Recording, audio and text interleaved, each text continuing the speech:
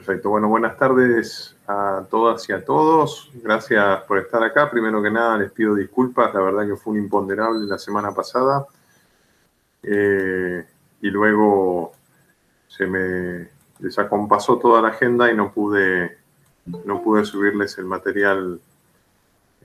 Así que directamente lo hice hoy, subí todo el material de la tercera unidad. Esta propuesta pedagógica del seminario concluye con esta tercera unidad en la cual quería tratar dos conceptos que me parecen fundamentales para pensar la política de defensa hoy en día, que son el concepto de crisis y el concepto de excepción, de estado de excepción. ¿Y por qué estos dos conceptos? En primer lugar, porque en el último tiempo, y hay un debate respecto de la cuestión en nuestro país, de lo que se llama la agenda de nuevas amenazas. Y la agenda de nuevas amenazas, digamos, tiene un fundamento político y hay ciertas nociones que están detrás de la agenda de nuevas amenazas que me parece interesante explorar, sobre todo porque de manera general, en términos de abordaje desde la teoría política y desde el derecho de la defensa nacional, tiende a circunscribirse la cuestión a la esfera del ámbito de las relaciones internacionales y el derecho público internacional o el derecho penal internacional, que tiene más que ver con la actuación del instrumento militar, pero hay otra dimensión que me parece interesante que exploremos, y esa es la propuesta de esta tercera unidad. Y son estas dos cuestiones, la cuestión de la crisis y la cuestión del estado de excepción. ¿Y por qué crisis y estado de excepción? ¿Se me escucha bien, no? Ahí sí. ¿Y por qué crisis y estado de excepción? En primer lugar, como habrán visto desde el principio, yo anclé la materia, tanto en la primera unidad, en la segunda unidad y en esta tercera unidad, sobre tres periodos de crisis que nos permiten pensar este largo siglo XX para algunos autores o corto siglo XX para otros, ¿no? Yo soy de la idea que el siglo XX argentino es un largo siglo XX, que se inicia en 1880 y que luego, el 2001, continúa. ¿Por qué digo esto? Porque para mí, y es una posición personal que he discutido en amplias oportunidades, para mí el siglo XX se inicia con el triunfo del modelo agroexportador. Y el fin de la política, digamos, la preeminencia de la región central y de la ciudad de Buenos Aires como núcleo de político ideológico que irradió hacia el resto de la República Argentina. Eso para mí es el inicio del siglo XX argentino, y la crisis del 2001 y lo que no termina de suceder es todavía el fin del siglo XX argentino. Fíjense que seguimos discutiendo en torno al modelo exportador y siguen predominando los mismos actores que desde hace ya 120 años en nuestro país. Les decía la crisis. La unidad número 1 estaba anclada en lecturas en torno a la crisis de 1930. La unidad número 2 está anclada en torno a la crisis de la década del 70. Yo les decía, este largo siglo XX, algunos autores a nivel internacional dicen que la primera gran crisis del capitalismo es la de 1870, que tiene un correlato en la República Argentina. Quienes conozcan de historia nacional habrán leído sobre la crisis económico y política de 1895 y el pobre presidente Juárez Celman, que no ligó un solo billete en toda la historia de la República. Sí, miento, hubo un billete de Juárez Celman, uno solo. Pobre Juárez Celman, le hicieron pagar el pato de la crisis hipotecaria y de especulación del siglo XIX. Pero bueno, vengamos ya a estos tiempos y a nuestras latitudes, que me parece más interesante para conversar. Les decía crisis, varios autores en el texto que preparé para ustedes y que estuve revisando y actualicé un poco con algunas cuestiones que se han publicado en el último año. Yo les hablaba de esta crisis que se inicia en el 2008, que varios señalan que hay una crisis desde el 2008, una crisis muy importante a nivel internacional, que tuvo un prolegómeno, que es la crisis de deuda de la última década del siglo XX. Ustedes recordarán, fue una seguidilla de crisis que se denominó la crisis del tequila, la crisis del vodka, y luego estuvieron las crisis de los gigantes asiáticos. Y en la primera década del siglo XXI, una gran crisis económica que sumerge a gran parte de las economías centrales y las economías periféricas y semiperiféricas como la nuestra en una situación de estagnación. Recordemos, el concepto de estagnación es un concepto de falta de crecimiento con inflación al mismo tiempo. ¿Qué quiere decir esto? Esto es algo que no existía antes. Siempre que no había crecimiento, no había inflación. Y la inflación era un fenómeno asociado a los procesos de crecimiento. A partir de la década de los 80, principalmente es uno de los procesos que se da en Gran Bretaña, pero allá ahora es como normal en las economías centrales, hay un proceso de estagnación y ciertos elementos que dan lugar a una crisis económica y su correlato en crisis política.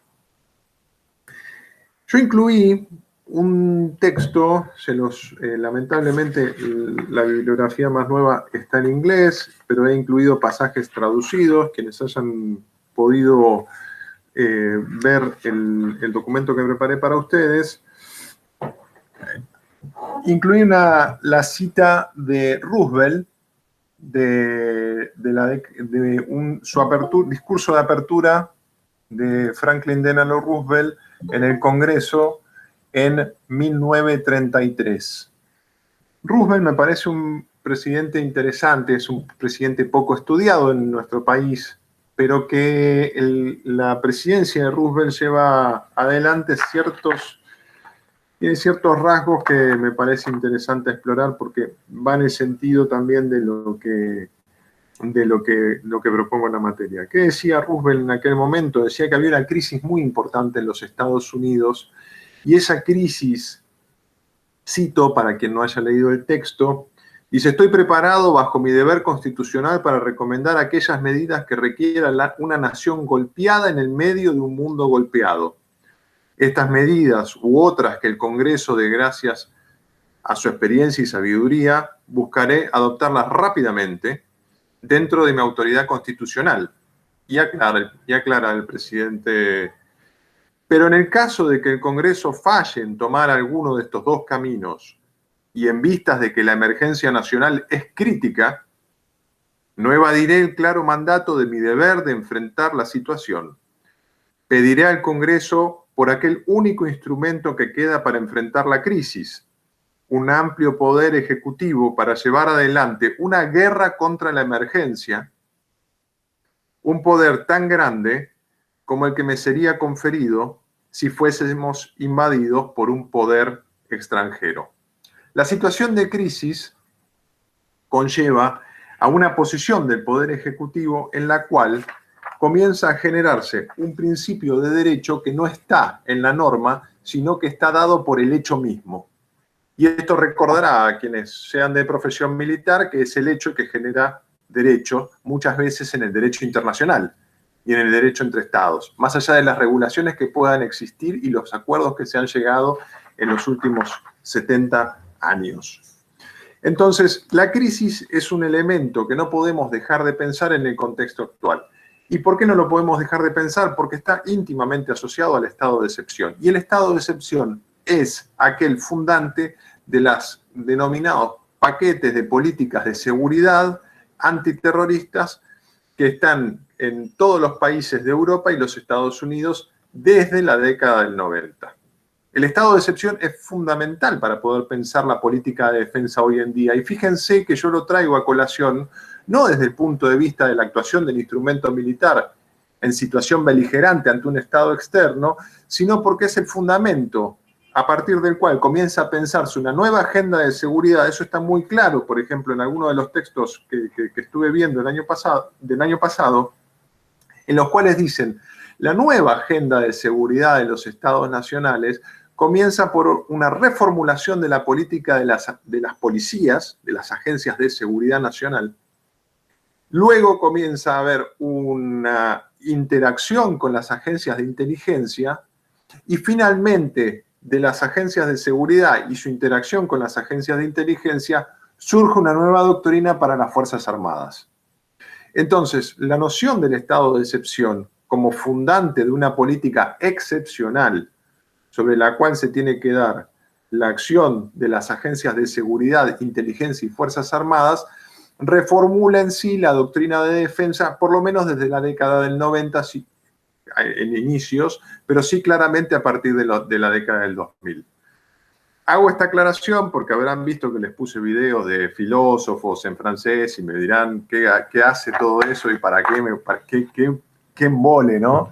Digo, pero esto hace que podamos pensar, ¿sí?, los fundamentos de la política de defensa. Y les decía, el estado de excepción está íntimamente ligado a la noción de crisis. Fíjense ustedes como otro de los textos que yo les puse en el documento, trabaja la noción de crisis en el estado actual y lo liga íntimamente a la noción de la crisis económica. La crisis económica es como el hecho fundante sobre el cual comienza a darse una serie de elementos en los cuales la noción de emergencia, otro concepto al cual nosotros en Argentina estamos muy acostumbrados, comienza a ser el status quo normal, cuando en verdad debería ser un interregno de la política. ¿Se entiende? Aquello que debería ser una medida puntual para afrontar una situación concreta por un lapso de tiempo corto, comienza a ser la norma a partir de la cual se diseña la política y la intervención estatal. Eso es una característica del actual sistema mundial, no solamente en la Argentina. Pensemos en la Argentina a partir del año 2001, como a partir de la emergencia económica que se extendió en el tiempo, la emergencia económica se extendió desde el año 2001 en sucesivas administraciones hasta el año, si no me equivoco, y les pido por favor que me corrijan si no es así, creo que hasta el año 2017 la emergencia económica se extendió en la República Argentina.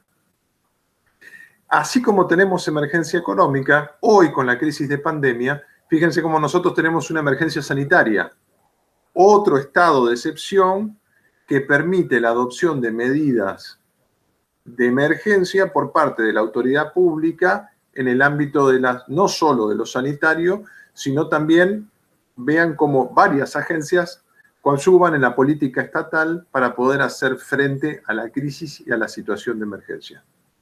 Entonces, crisis y estado de excepción, ¿sí?, emergencia, como es la doctrina política y la doctrina jurídica argentina, son los elementos que están presentes. Vean ustedes como, por ejemplo, en el caso de la política, podría pensarse el caso de la política antiterrorista en Alemania o el caso de la política antiterrorista en Francia, es el estado de emergencia, ¿sí?, al cual buscan las autoridades de los poderes ejecutivos para poder hacer frente a lo que ellos interpretan es una amenaza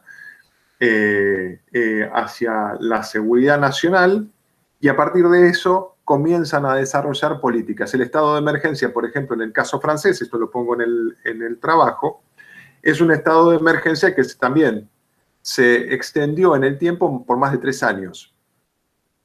Esto reformula amplias, digamos, la cuestión de la defensa de los derechos en el marco de las sociedades contemporáneas.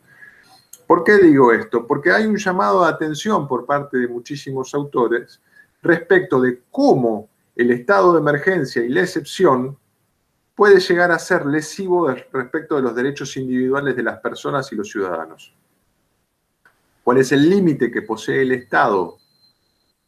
¿Sí?, escudado en la noción de estado de excepción o de emergencia en materia de seguridad, para poder recabar datos de información personal, para poder llevar adelante operaciones de inteligencia y para poder llevar adelante acciones concretas, por ejemplo, en términos de control de población y migraciones. Leandro, levantaste la mano. Sí, Gonzalo, gracias por, primero perdón por interrumpirte, pero No, después me olvido. La idea es un diálogo, así que bienvenidas son las preguntas. Ok, vos estabas hablando de esta situación de excepción y que aparece muy claramente durante la pandemia. De hecho, justamente los otros días leía un artículo de un politólogo argentino residente en Francia que habla de que en la pandemia está lleno de metáforas estratégicas. Y vos hablabas recién de alguna manera de esto también. Y que hay como hay una percepción de que aparentemente puede llegar a vulnerarse derechos individuales. Yo también veo que hay algunos sectores políticos que empiezan a hablar de ciertas ideas, incluso te diría hasta del siglo XVIII, como es el derecho a la desobediencia civil. Se ha publicado un libro recientemente como respuesta a esta excepción y a un supuesto autoritarismo que habría por parte de los estados que quieren cuidar a su población a partir de medidas respecto a la pandemia. No sé si estoy equivocado, pero yo lo pienso de esa manera. Se toman medidas para cuidar a la gente. Son excepcionales, sí. Bueno, eso hay una asimilación directa a lo que es medidas totalitarias. ¿Cuál es la respuesta? La desobediencia civil, un concepto, si vos querés, de Locke y de Habermas, pero es de Locke, está ahí. Hoy, bueno, Sebrelli publicó un libro respecto a esto hace escasos meses. Me llama la atención, porque digo, la desobediencia civil, estamos hablando de estatalidad, de crisis, digo, muy difícil gestionar la enfermedad con la desobediencia. Sí, yo gracias, Leandro. Yo ahí, no sé si terminaste ahí. Sí. Hay algo muy interesante en lo que vos señalás, que yo, retrotraigo a la unidad número 1. Yo les mencionaba en la unidad número 1 la cuestión del Estado, la crisis de 1930 y las acciones que toman los estados en la década del 30 para hacer frente a la crisis. Y como vemos, había situaciones de excepción en las cuales los estados pedían grandes poderes. Acá hay un primer elemento que me parece muy interesante para analizar, y es que el manejo de la cosa pública en la década del 30, en el cual todavía las sociedades de masas recién están iniciándose, pensemos en América Latina, recién en la década del 30, estamos hablando de la experiencia de Cárdenas, en Vargas, en Brasil. En Argentina todavía no había llegado la experiencia de Perón, estábamos bajo gobierno conservador. Los resortes de poder institucional del Estado estaban siendo controlados por las mismas personas. Yo no sé si recuerdan esto, lo conversamos en una de las clases. Eran las mismas personas que antes tenían los resortes de poder antes de la crisis del 30, quienes con la crisis del 30 se aseguran a través del Estado la distribución de bienes y servicios y la lógica de asignación de recursos. Recordarán ustedes que yo les dije, pensemos en Estado y mercado no como dos cuestiones opuestas, sino como Estado y mercado como dos lógicas de asignación de recursos que compiten de manera sistemática a lo largo del desarrollo histórico, y en momentos primará una y en otros momentos primará otra. Decía esto, ¿por qué? Leandro, lo que señalaba recién Leandro, digo, me parece interesante pensar que en la década del 30 es la misma élite de poder quien controla la asignación de recursos, y a ese Estado totalitario, en régimen de excepción, ¿sí?, no se lo ve como una amenaza a las libertades individuales. Ahora, a este Estado hoy en día sí se lo observa como una amenaza a las libertades individuales. Y ahí yo los invito a pensar cuál sería la diferencia entre una situación y la otra. Una de las primeras diferencias que a mí me llama poderosamente la atención y fue tema de un debate el año pasado en el cual participé, es quiénes controlan las agencias públicas estatales. Entonces, si las agencias públicas estatales son controladas por los sectores, digamos, que yo no sé si recuerdan, hicimos un ejemplo en el cual yo dije, bueno, nosotros 30 nos ponemos de acuerdo en cómo repartimos la torta, y después llegan 25 alumnos más y dicen, no, repártanla con todos nosotros, y ahí vamos a decir, bueno, ¿y cómo hacemos para repartir? ¿Quién se queda con menos de la torta? Digo, eso hoy en día no pasa, porque la sociedad, la participación política, la ampliación de los resortes democráticos, la incorporación de amplios sectores de la sociedad que no estaban en la década del 30 incorporados en el manejo de la cosa pública, hace que hoy los sectores concentrados económicamente vean con recelo la intervención pública estatal. Porque la intervención pública estatal supone la intervención en el definir cómo se reparte los recursos en una sociedad por parte de sectores que no son los sectores que tienen el poder. Entiéndase que poder y Estado son dos cosas separadas. Poder, Estado y gobierno son conceptos diferentes. Esto en primer lugar. En segundo lugar, hay una experiencia por parte de los sectores dominantes respecto de lo que sucedió a partir de la década del 30. La intervención pública, la creación de nuevas capacidades estatales y la política de regulación llevó a una primacía del Estado como lógica de asignación de recursos que duró como mínimo hasta la década del 70. Segunda crisis que yo marqué en la materia.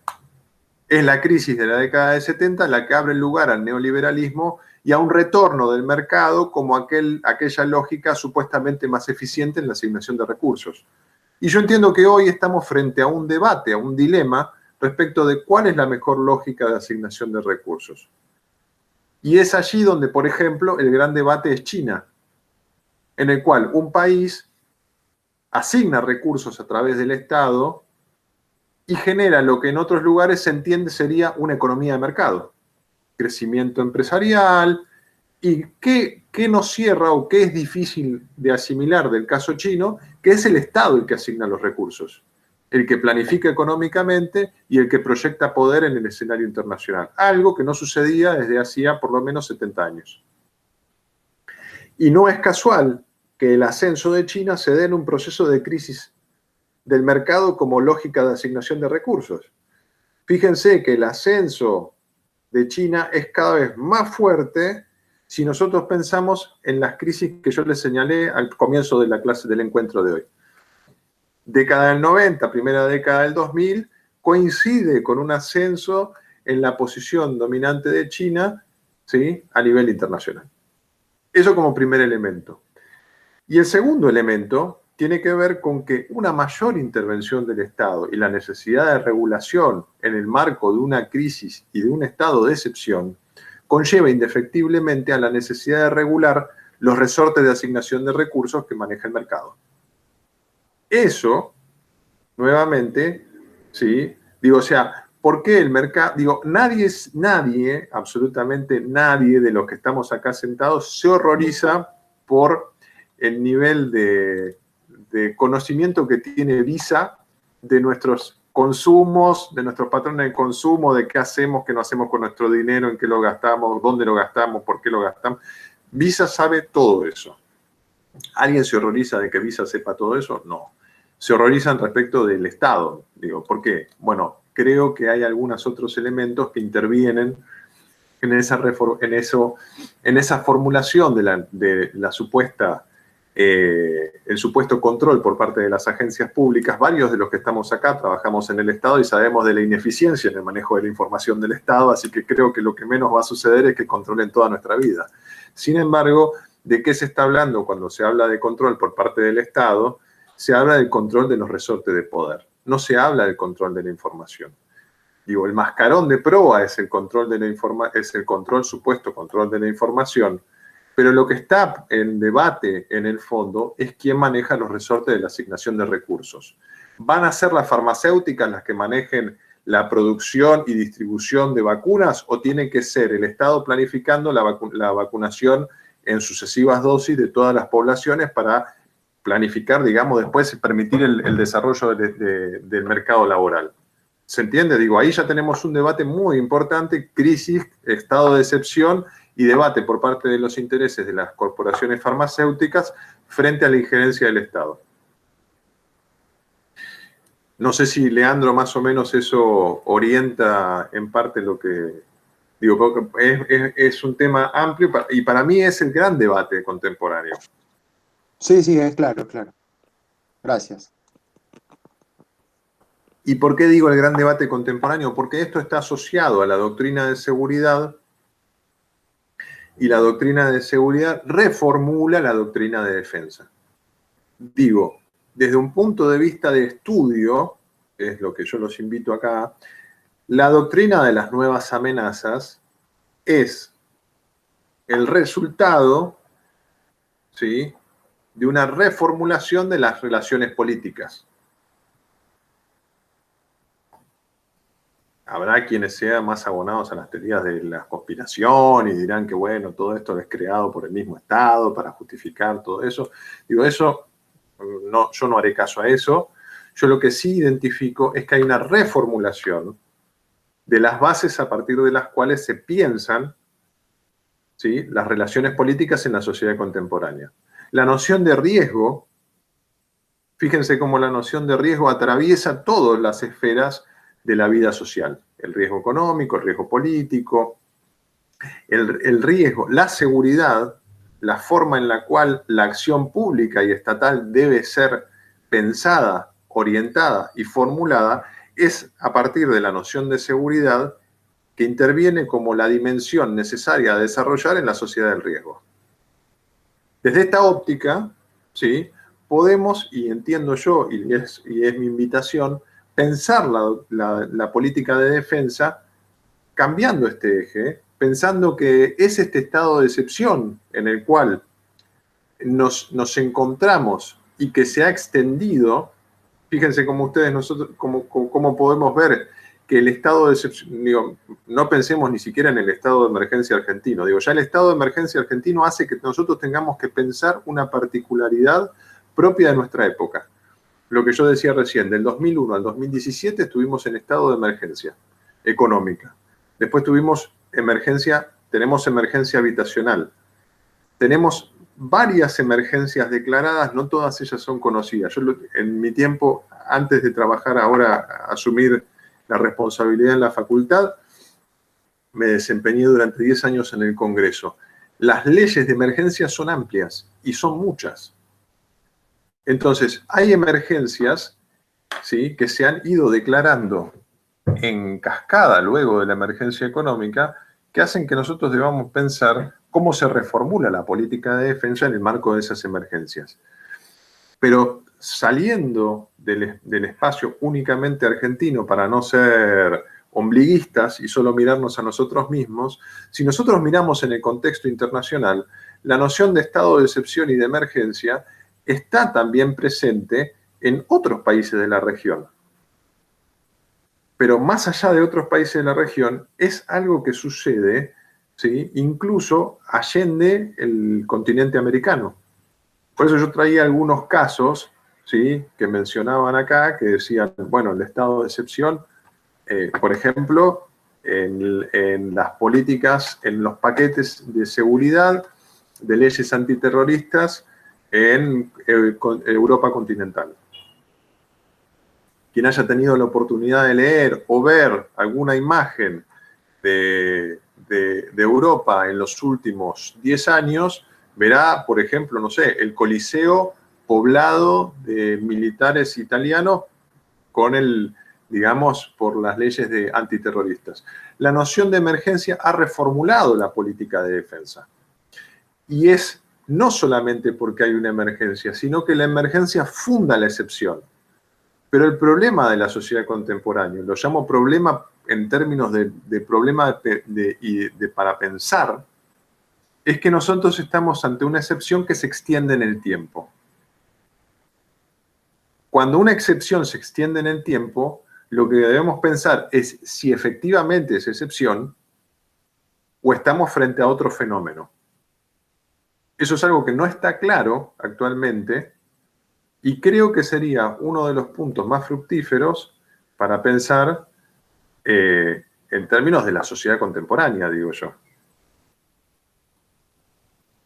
Y en términos de la política de defensa, Estado hacia adentro. Digo, pensando Estado hacia afuera, tenemos sí las relaciones internacionales, todo eso. Y ahora, digo, ¿y Estado hacia adentro? ¿Cómo se formula una política de defensa en estado de emergencia? ¿Cuáles son los límites de la acción en una política de defensa en un estado de excepción? Por ejemplo, hay una tesis que yo compartí con ustedes, no me acuerdo si la puse, creo que sí la puse acá, respecto de la noción de estado de excepción y la actuación de las Fuerzas Armadas colombianas. Hay grandes debates respecto de la actuación de las Fuerzas Armadas colombianas y la noción de estado de excepción. El año pasado defendió la tesis un coronel retirado de Ecuador y hablaba también sobre la intervención de las Fuerzas Armadas ecuatorianas en la frontera norte y la noción de estado de excepción. Digo, hay elementos allí que fundan la acción del instrumento militar y al mismo tiempo sirven para poder pensar y proyectar, ya en un sentido como decía Federico en la primera clase, cuando vamos a hacer prognosis, ahora ya podemos, creo yo, comenzar a hacer prognosis, pensar cuáles son las variables que nosotros podemos tomar en cuenta para decir, bueno, ¿cómo pensamos una política de defensa en emergencia? ¿Cómo pensamos, por ejemplo, políticas como el FONDEF en contexto de emergencia? No solo porque la emergencia sea no tenemos fondos, que no es tal, sino que la emergencia lo que significa es una discrecionalidad en la asignación de fondos. No significa que no haya fondos. Significa, el estado de emergencia significa que hay una dimensión en el poder de decisión estatal que no requiere del aval de ciertos dispositivos republicanos. Vean cómo, digamos, la materia se propone como un todo y el interés de por qué yo al comienzo, en la primera unidad, leyeron Carl Schmitt y el estado de excepción, la noción de decisión y ciertos debates que se dieron en un contexto de crisis todavía no están saldados. Digo no están saldados porque nos invitan a pensar, digo, siguen siendo válidas como categorías para pensar la acción pública hoy en día y para pensar la política de defensa y para pensar la acción del instrumento militar. No sé si hasta acá veo caras de absortos, no sé si hasta acá vamos bien, o, si estuviéramos presentes me tirarían un libro por la cabeza. No entiendo nada. Profesor.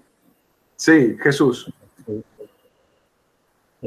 Bueno, sí lo entiendo la primera parte, pero no, ¿cómo hago con la cuestión de la doctrina? Porque usted también habló sobre la doctrina, la modificación de la doctrina con la política de defensa y incluir lo que es la crisis, de manera que las doctrinas y la ley de defensa van a tener que variar ante cualquier crisis que pueda pasar cada año. En el caso de Argentina, tengo entendido que hace 10 años que no cambia la ley de defensa. ¿Me escuchó? Sí, te escucho un poquito mal. A ver, yo repito un poco lo que decía Jesús. Si entiendo bien, el tema de los cambios doctrinarios mencionábamos. Okay. Mira, el tema es el siguiente. El arqueotipo de estado de excepción, es una situación de aplicación de ley marcial. Ese es el arqueotipo del estado de excepción. Hay estado de excepción cuando, digamos, el estado de excepción supone, es una herramienta del derecho liberal, como señalaba Leandro, son todas cuestiones contenidas en los padres fundadores del pensamiento liberal, pero el estado de excepción se funda, como digamos, el hecho arqueotípico es la ley marcial.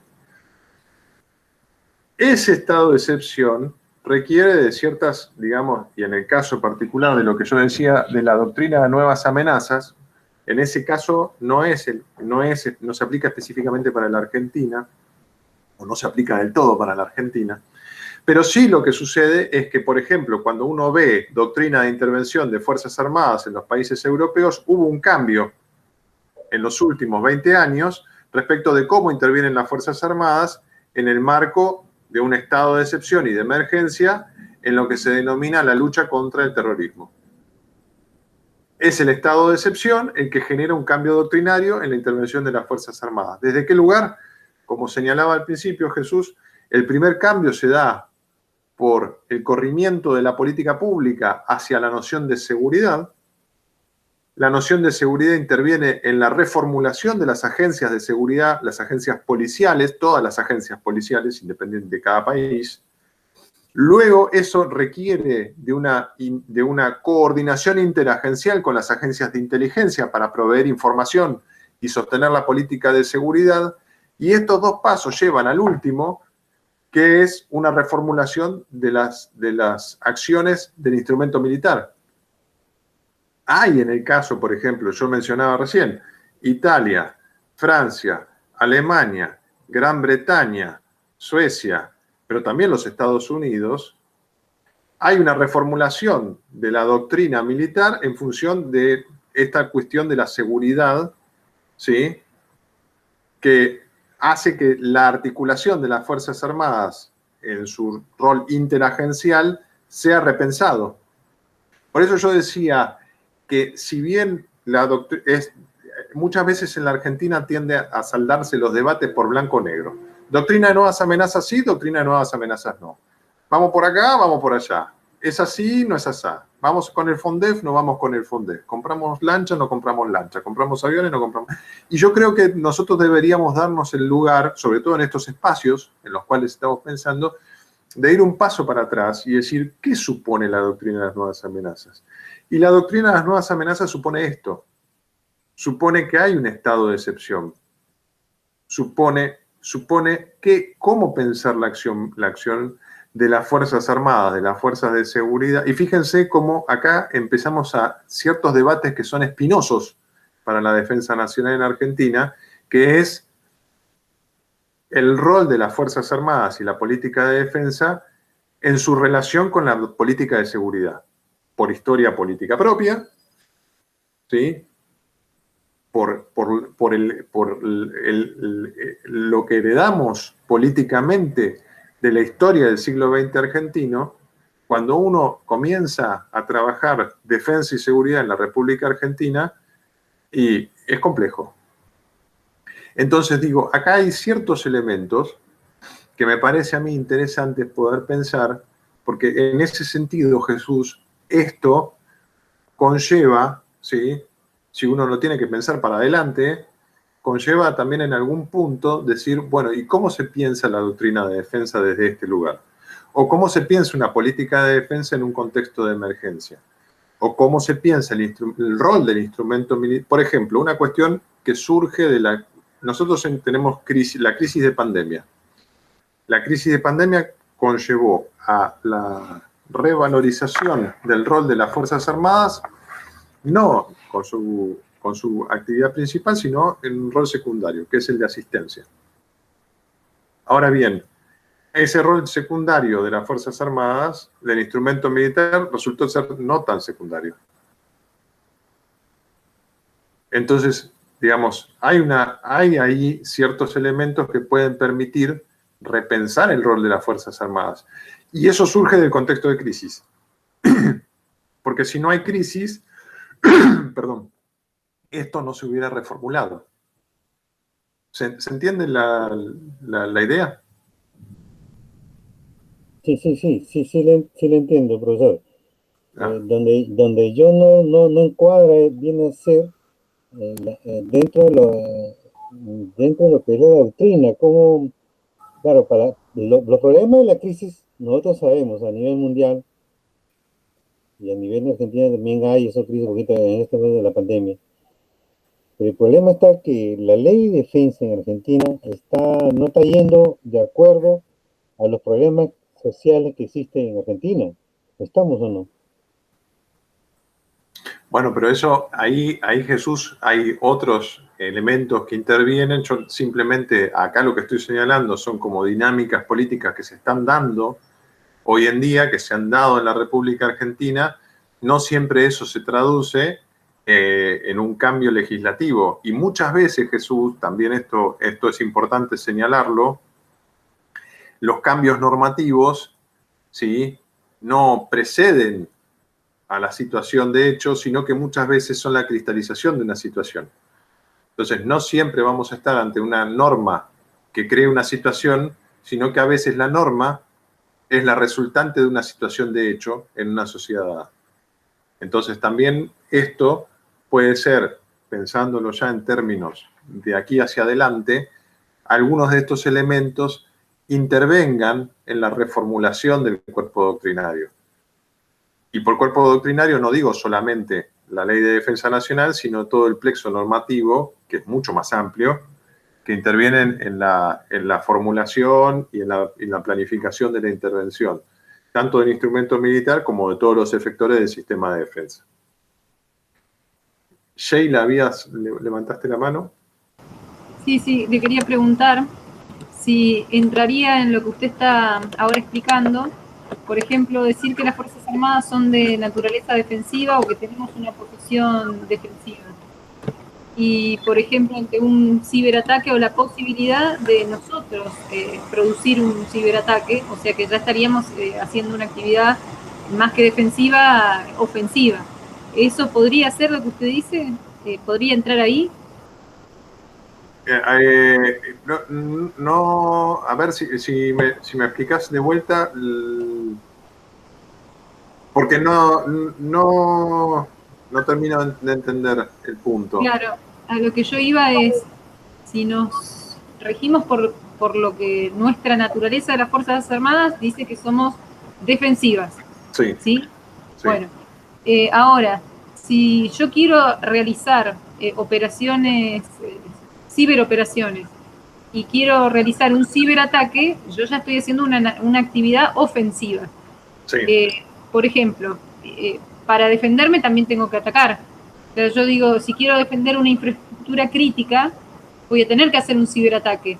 ¿Eso estaría enmarcado dentro de lo que usted está hablando ahora o no? O sea, ¿en modificar esas cuestiones entrarían o no? Yo porque mi tesis por lo menos lo quiero encarar para el lado de la ciberdefensa, por eso le pregunto. Sí, ahora entiendo. Mira, yo en principio dos cuestiones, por ejemplo. Vean cómo la situación, volviendo a que es el hecho muchas veces el que se plasma en la norma, actualmente ustedes sabrán, bueno, Sheila, vos sos efectivo del Ejército Argentino, entiendo, ¿no? Y ustedes sabrán que en la República Argentina lo más próximo a la definición de lo que es una infraestructura crítica son los objetivos de valor estratégico que posee el Ejército. No tenemos, por ejemplo, un plexo normativo argentino que defina qué es una infraestructura crítica, para empezar. Y luego, otra cosa muy interesante, para pensarlo, en este caso, Sheila, tiene que ver con que en la República Argentina tendríamos que definir cuáles son los objetivos de valor estratégico y cuáles serían las infraestructuras críticas para nuestro país. Digo, cuando uno piensa, por ejemplo, y con ganas de hacer polémica, ¿no? Digo, o sea, vamos a generar polémica. Cuando uno piensa que uno de cada $3 de la República Argentina se produce por el transporte que pasa por la hidrovía, digo, miren cómo me metí en algo tipo súper. Después de esto no la subo la clase hoy.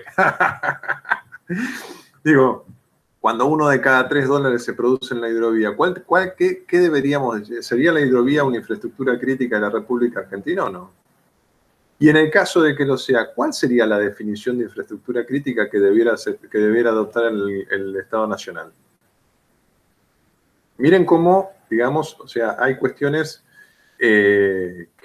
y yendo más, eso sobre específicamente sobre las infraestructuras críticas, y yendo más sobre la pregunta que vos hacías, Sheila, sobre la acción del instrumento militar, fíjate cómo la situación de crisis, ¿sí?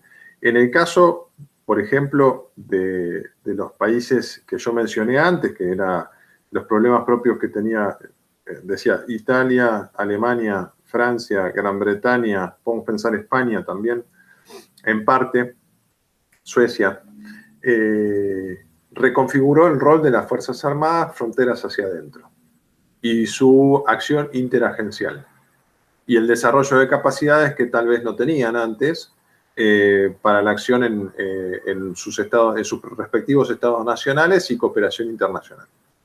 Ahora, pensemos la emergencia y la crisis a la cual se enfrenta la Argentina para repensar el rol de las Fuerzas Armadas. Y veremos que son otros los elementos, no específicamente los que mencioné recién, los que pueden dar pie a una reformulación del instrumento militar. Y que esto ha sucedido en otros momentos de la historia argentina. Digo, el rol industrializador y desarrollista que tuvieron las Fuerzas Armadas, no solo en Argentina, sino en varios países de la región, está asociado con que el problema de nuestra región es el problema del desarrollo.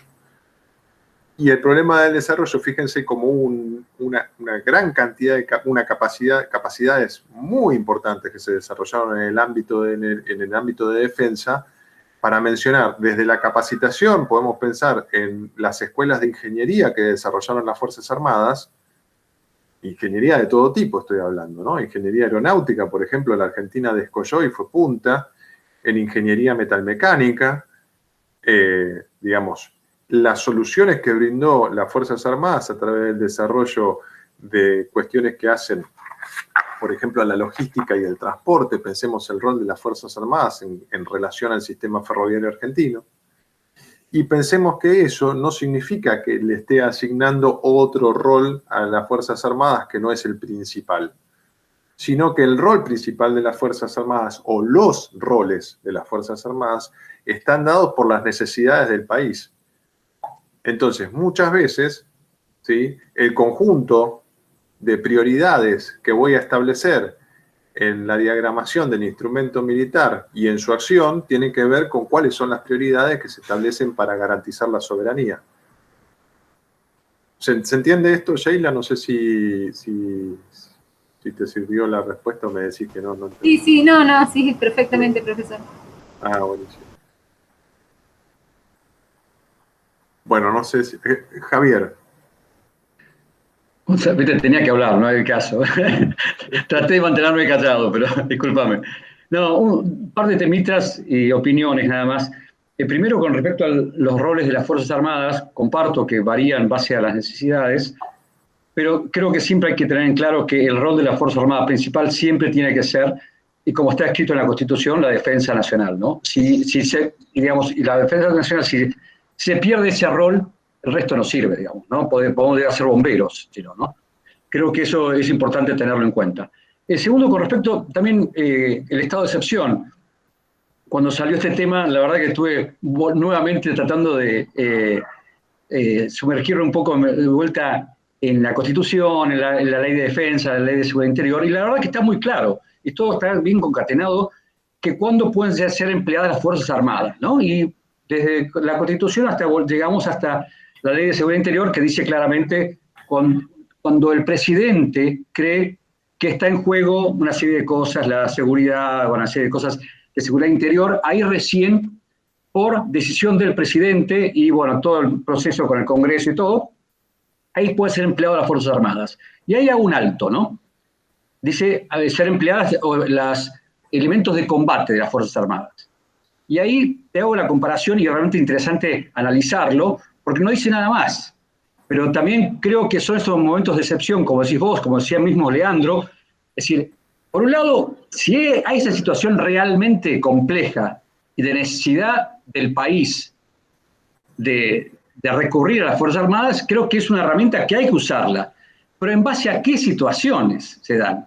Y creo que ahí, tal vez lo comparo un poco, como sabés, algo de Colombia conozco, el tema, y también cuando se habla, estamos con el derecho internacional humanitario, claramente ahí lo que dice toda la doctrina del DIH es que las Fuerzas Armadas son empleadas solamente cuando está constituido un conflicto armado no internacional.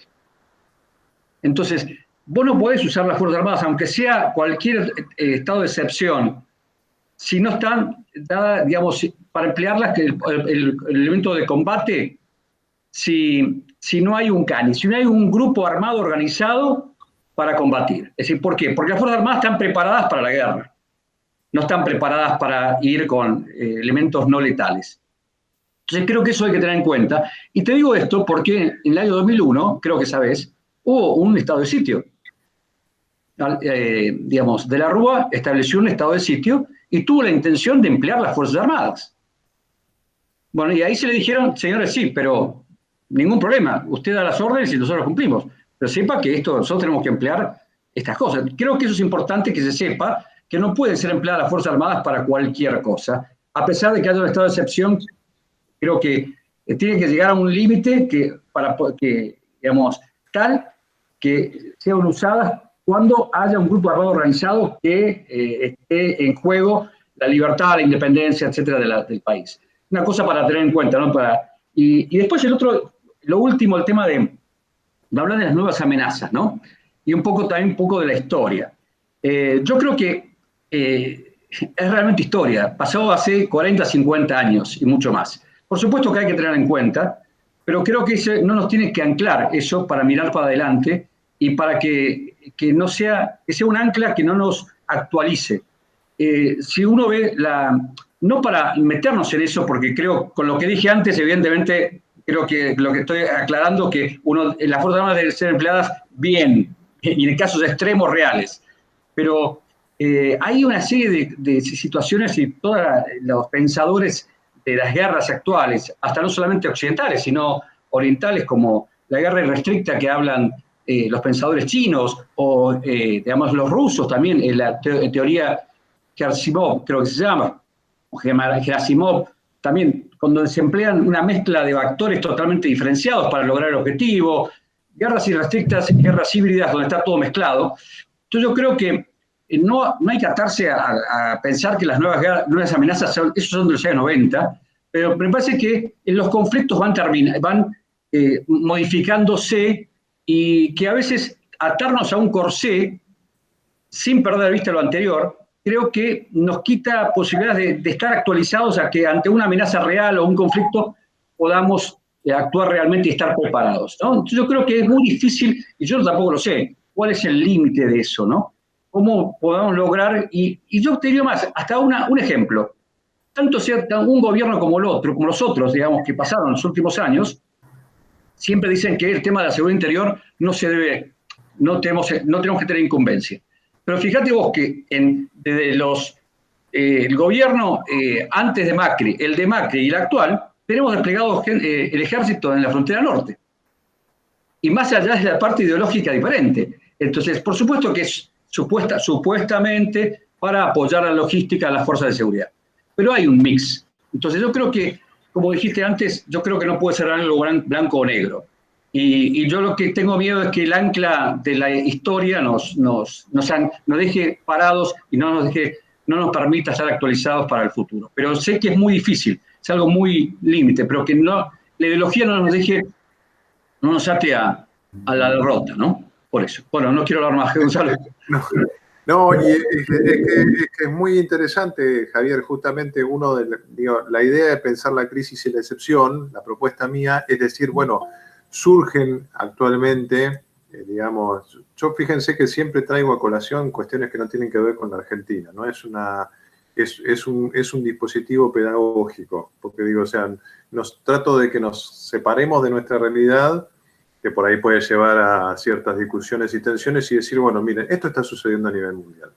Y hay una reformulación de ciertas acciones de las Fuerzas Armadas. Y como decía, no solamente tiene que ver con las capacidades inherentes a la intervención, digamos, en el uso de la fuerza, que sabemos que es un uso maximizado de la fuerza, digamos, el uso del instrumento militar tiende a la aniquilación del adversario, no como la fuerza de seguridad que tiende a la neutralización y a la prevención, sino que hay otras capacidades que entran en juego. Yaila mencionaba la cuestión de la ciberdefensa. Hay ciertas capacidades que están en el ámbito de las Fuerzas Armadas por su nivel de especificidad, por su trayectoria, a la cual, dado el contexto actual, otras agencias estatales echan mano. Ahora, eso genera cambios doctrinarios, ¿sí? Que en algún momento se van a plasmar en normas. Digo, en el caso de Ecuador, que yo mencionaba hace un rato, el coronel mencionaba, en la defensa decía de la acción de las Fuerzas Armadas ecuatorianas en el norte, en frontera con Colombia, y cómo estaban sujetos en territorio militarizado al respeto del Estado de Derecho. Y decía que había un gran problema de la acción de las Fuerzas Armadas en ese contexto.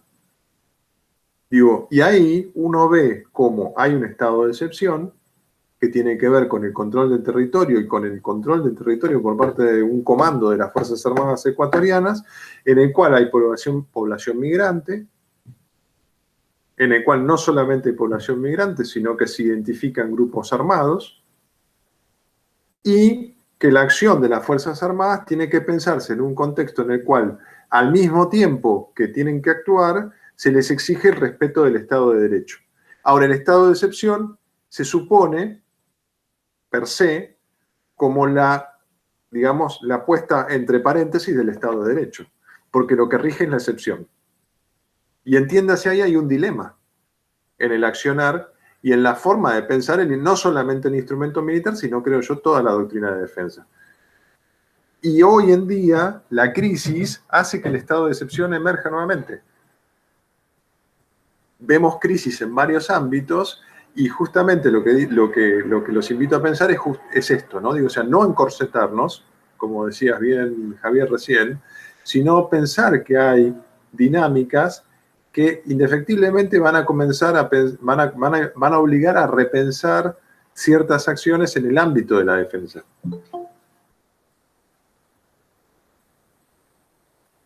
Y eso requiere un trabajo, me parece a mí, inteligente para no caer justo en debates que tal vez, creo todos, el acuerdo democrático está ampliamente, es un consenso que se ha llegado en todas las fuerzas políticas argentinas.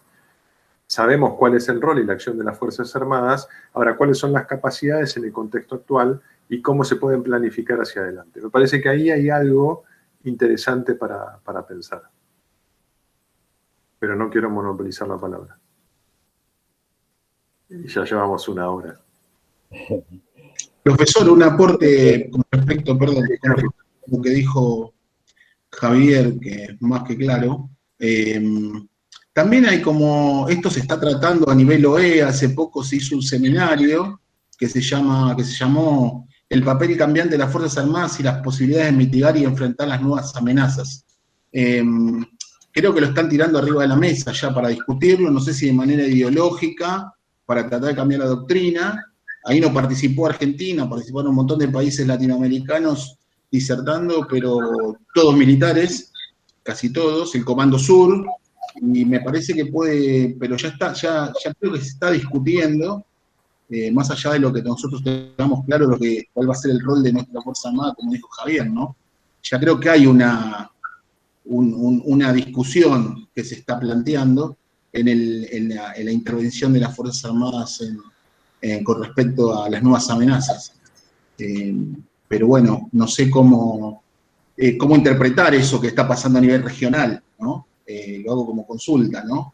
Porque nosotros estamos mirando este lado, sabemos que estamos parados en nuestras Fuerzas Armadas y demás, y a su vez la OEA, a través de la Junta Interamericana de Defensa, plantea esta discusión, ¿no?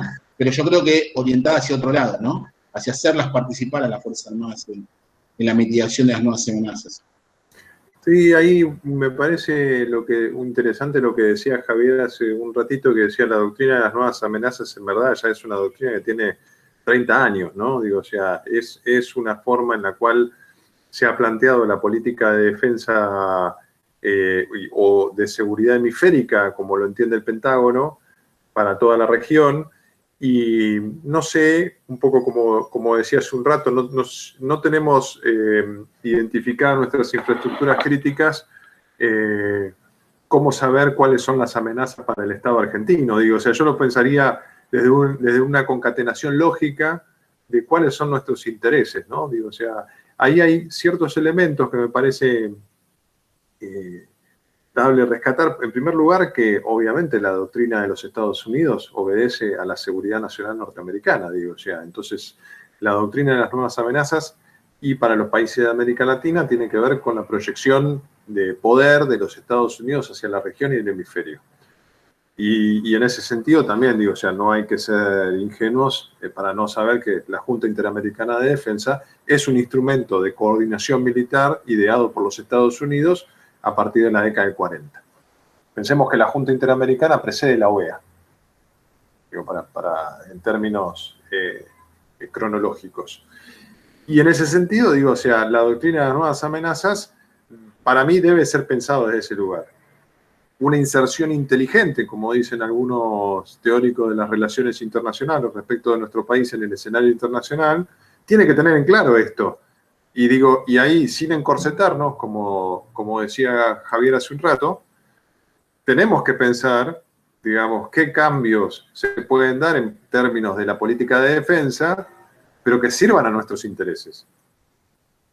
Digo, de toda esa agenda, ¿qué es verdaderamente válido y óptimo para nosotros? Es como ir a una mesa de negociación y que le digan cuánto uno tiene que pagar por lo que va a comprar.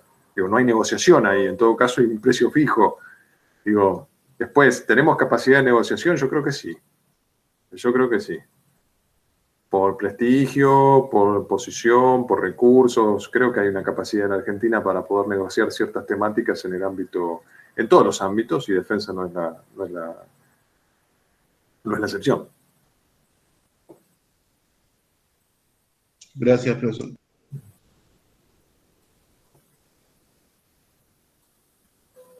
Bueno, no sé si hay alguna otra duda, consulta, comentario.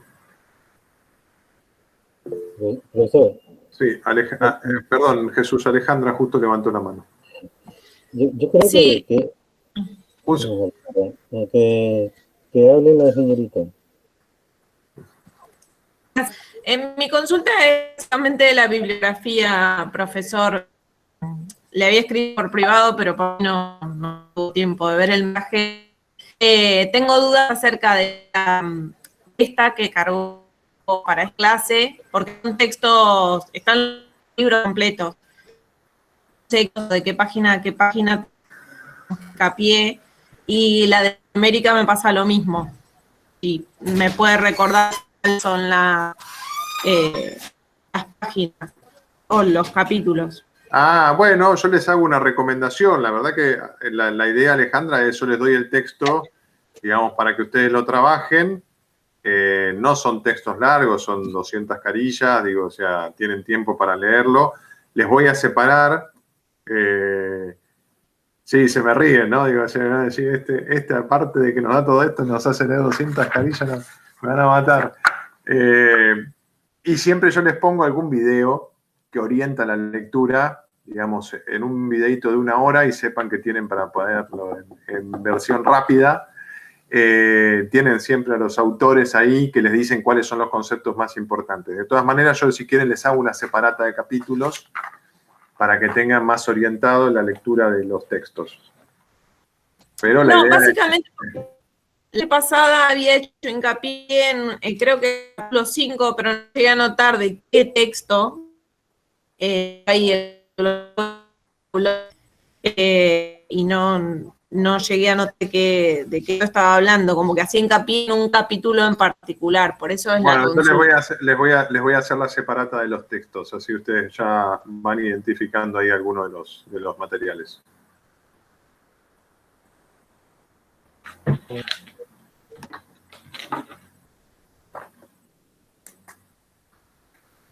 Sí. Jesús, habías... Sí, está bien lo que nos planteó usted de que la doctrina argentina habría que buscarla y poner los puntos que es bueno, porque las amenazas van a subir en estos problemas diplomáticos que hay. Lo que pasa es que se debe nombrar una comisión a nivel de las Fuerzas Armadas para que actualicen la doctrina y hacen todo cosas. Sí, no sé si había una pregunta, Jesús, porque te escuché muy mal. Que estaba de acuerdo de que se actualice Ah, la doctrina. Ajá, nada más. está bien. Sí, sí. Bueno, no sé si tienen alguna duda. ¿Alguien levantó la mano? Gerardo, sí. ¿Qué tal? Buenas tardes. Buenas tardes. Perdón, primero, llegué tarde porque me confundí de horario. Le digo, no aparece ninguno y estaba con los horarios cruzados. Cosa de edad. Ahí sobre el último, si yo no entendí mal, se habló de infraestructura y de intereses. Creo que intereses responde a objetivos que quiere un gobierno desde lo político. Y las infraestructuras críticas son otra cosa, son objetivos, ¿no es cierto?, como puede ser una represa, puede ser una usina nuclear, son objetivos que uno tiende a proteger, no solamente con armamento, sino salud, etcétera, son 7, 8 cosas. Los intereses responden a política, no es lo mismo intereses que infraestructuras críticas. Creo que eso hay que diferenciar. Está claro, eso sí. Lo que decíamos, Gerardo, es que no hay una definición doctrinal. Nosotros no tenemos en el texto normativo argentino identificado qué serían las infraestructuras críticas, y como sí tienen, por ejemplo, sí hay doctrina del ejército sobre lo que se denominan los objetivos de valor estratégico. Al menos en el Estado Mayor, el tema de infraestructuras críticas está definido. Lo que no están definidas, hasta al menos que yo cuando está en actividad, cuál eran, ¿no es cierto? Nunca se terminó de identificar cuáles eran las infraestructuras críticas. A los grandes grupos sí, lo que no está, ¿no es cierto? Sabemos que electricidad, salud, pero no se identificó, ¿no es cierto?, si el Chocón o una usina nuclear, ¿no es cierto?, están eso identificado. Esa parte es una cuenta pendiente, sí, del Estado Mayor. Y de la normativa argentina, porque no hay ley en Argentina que identifique, como por ejemplo sí hay leyes, hablábamos de Estados Unidos, en Estados Unidos hay una definición taxativa de lo que son las infraestructuras críticas, en Canadá, por ejemplo, también hay doctrina específica Sí. de lo que son. Lo tienen. En Europa hay un acuerdo, en Europa hay lo que se denomina, lo leí la otra vez, tienen una base común de identificación de infraestructuras que funge de piso, a lo cual los países le pueden agregar, según doctrina de defensa nacional, pueden tener más infraestructuras críticas que ese piso. Pero hay un piso mínimo, por ejemplo, red de carreteras, red ferroviaria, red de producción eléctrica y centrales nucleares, pero hay países que agregan más. Sí, ¿no? España, por ejemplo, si uno busca un poquito en internet, encuentra los decretos que definen cuáles son las infraestructuras críticas, y hay un montón de resoluciones y decretos que han ido saliendo a través del tiempo. Sí. Y sobre todo en la parte de ciberdefensa, en particular. Sí. Bueno, eso nada más para ver. Disculpa, Gonzalo, hace varios años en Planeamiento del Estado Mayor Conjunto se trabajó sobre eso, cuando surgió el tema de los objetivos de valor estratégico, y bueno, se determinaron algunos y se elevaban al Poder Ejecutivo para que lo aprobasen. La verdad que no recuerdo ahora, pero era justamente ese juego por la falta de definición sobre eso, pero se trabajó sobre eso, ¿no? Para definir, Sí. para poder definirlos. No, yo trabajé, hola Javier, ¿cómo andás?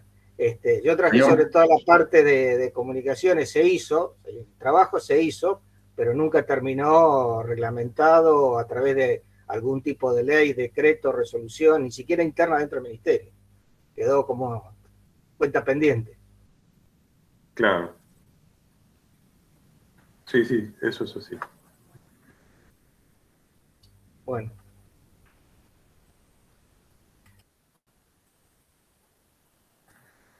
Bueno, no sé si hay alguna duda, consulta sobre el material. Yo me comprometo, mi tarea para el hogar es señalarle ya las separatas de los textos y les voy a dar algunos videitos más que les sirvan. En vez de ver una serie de Netflix, pueden mirar un video de un profesor de filosofía. No es tan divertido, pero bueno, también ocupa una hora. Y nada, les agradezco, les pido disculpas nuevamente, la verdad que la semana pasada fue imponderable, pero bueno, nada, cosas de pandemia. Vamos a hacer un libro de la pandemia. Así que bueno, muchas gracias por estar hoy acá, voy a cortar la grabación. Gracias por estar acá, voy a subir